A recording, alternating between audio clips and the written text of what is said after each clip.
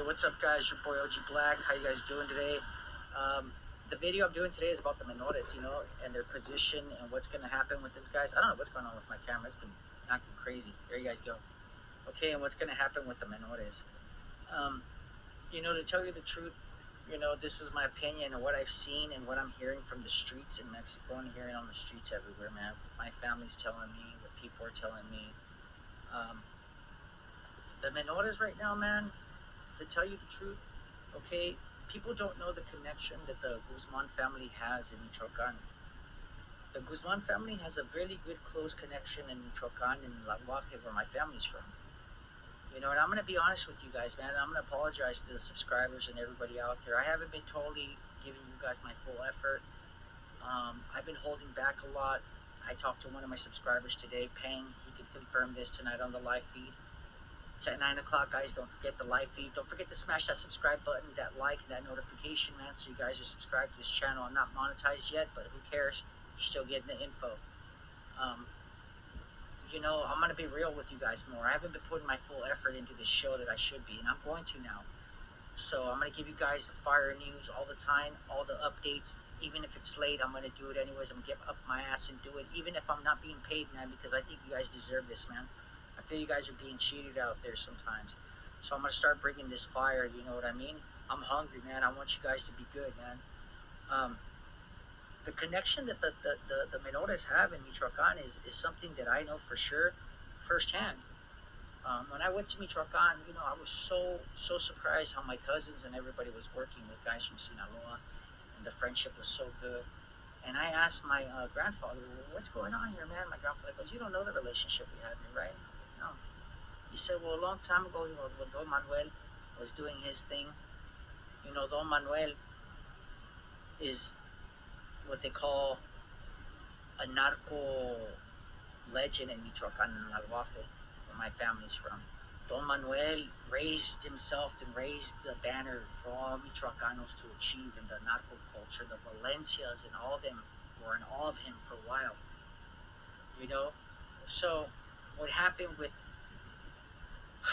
Don Manuel was that the Valencias and two other people started pushing on him really hard from Sinaloa, which I'm not going to say their names because they're still active. So are the Valencias, but everybody knows who they are. So Don Manuel had a really good relationship with Nacho Coronel. They were veteran partners. And I'm going to tell you why.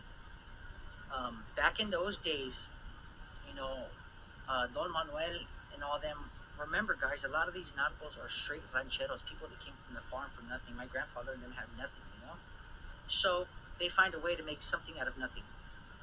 So long story short, Nacho Coronel and his people and Manuel and them were the first innovators of learning how to suck ephedrine out of products. Back in the old days, anybody who's had horses, cows, or any kind of animals, people that live in Sinaloa, anybody that knows about animals knows this. Back in the old days, there's a thing called the cow lick. And horses use it, cows use it, everything, but it has a lot of ephedrine in it. Okay, and these cow licks, you could buy them. You know what I mean? And so Nacho and Don Manuel would extract the ephedrine on it, and that's how Nacho Coronel raised the bar so high for ephedrine. He's the crystal king. That's another story I'll get into. So Nacho Coronel, being from Jalisco, was really close to Michoacan and really good friends with Don Manuel, La Guaje and all them. They're really close. You can literally walk into Jalisco.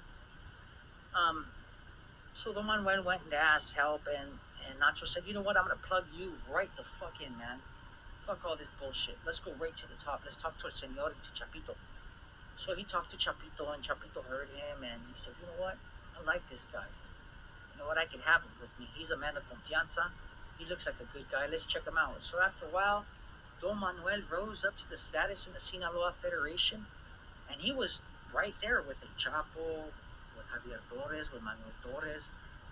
He was there with everyone, man, with Nacho Coronel, con El Azul. He was rubbing shoulders with the best of them. His kids were best friends with the Menores. Okay, so remember that. The Menores and his sons were like this. Remember, and I'll give you an inside story that a lot of people know already. Manuel's son died because of Ivan Archibaldo. Ivan Archibaldo was going to be killed, and what happened was that he took Ivan's car, and while he drove away, At a four-way stop, he stopped. Some gunmen cut him off and shot him up thinking it was Ivan, and it wasn't. Okay, so the connection with the Sinaloa cartel in Michoacan is through them, through Don Manuel. It's been strong for over 40, 50 years. They had a relationship before that. You know, people ask me, how do you see this war coming out? What do you see the outcome? I'm going to make a prediction. Okay? Los Menores have been wiping out everybody that helped them out, that didn't help them out. Who pointed a finger at their dad, who tried to take their plaza. Remember, they got jealous of Damaso, took out Damaso. Okay, that was a big hit. Okay, people don't remember that. The Damasos got really big-headed, Chapitos chopped them down. Okay, the next big blow, I'm talking about a big blow, because in between there's a lot, far in between, like the oldsters will say. The next big hit was Chino. Wiped him and anybody who he had working with him. You know, Shadow and all them, all these ex-Anthraxes, guess what? I'm sorry, OG Shadow, I'm not trying to disrespect you, homeboy. Just using that as an example. You guys are a threat to Los Menores. You know what I mean? You guys get together and you guys fuck shit up. You guys have a lot of military experience. You guys are some thug-ass fools. You and your compadre and all you guys are some crazy fools. That's why they killed Chinito. They knew that when he came back, he would have a lot of influence. They wiped him out. Okay? Then, El Señor de los Cielos. Remember, guys, I'm going to give you another one. Chapo was the one that executed El Señor de los Cielos, his brother. Executed him. Killed him. Why? For not helping him in 2013. Fast forward now. Los Menores just killed his nephew, Cesar. They just killed Cesar over there in Sinaloa. Heard old boy was sitting down at his house relaxing, and fucking pistoleros walked up to him and fucking lit him up like a Christmas tree. All bad. You know what I mean? Yeah, the Menores have taken some hits. In Sonora and all those places, El H got killed. You know, that was a big hit. He'd been out there for a long time. You know, this is your boy OG Black, man. He's trying to bring you guys to fire. You know what I mean? So my prediction at the end is going to be this, guys. The connection with Michoacan will always be there.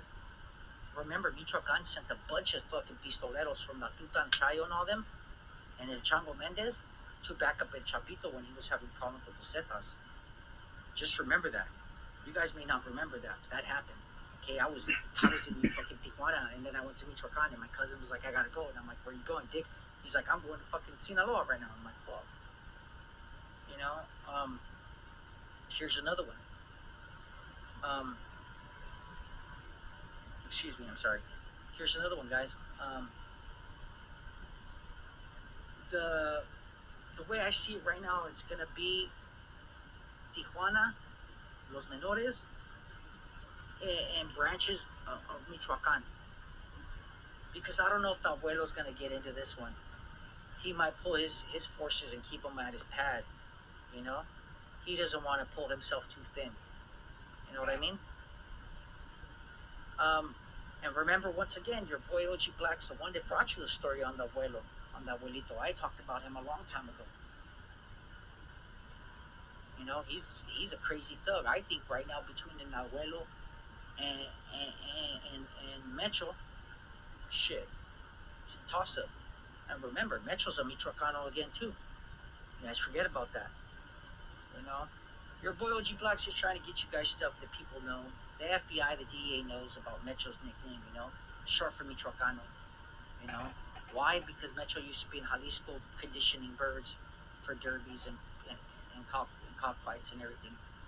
You know, it's not even his real name. His name isn't even Ruben or Nelsomerio. That's his padrino's name. He just used it, and he's not even born in Aguilia. So you guys know. You know, it's just stuff that OG Black brings for you guys. I'm gonna have a Patreon pretty soon. I'm working on it. I'm not computer savvy. My family doesn't know a lot about stuff. We stay away from it. The phones are something that I'm barely learning. You know, rock with me, guys. It's your boy OG Black bringing you guys that update tonight. Live feed Monday through Saturday, guys. Monday through Saturday, 9 o'clock. Remember, your boy OG Black's not monetized. He doesn't get paid for this, man. So don't think it's all for the money. But your donations are welcome and they are appreciated, guys. You know, my little Saint Juditas, he does appreciate all that, guys. Yeah, ahí está. He does appreciate that. It's your boy, and I'm out.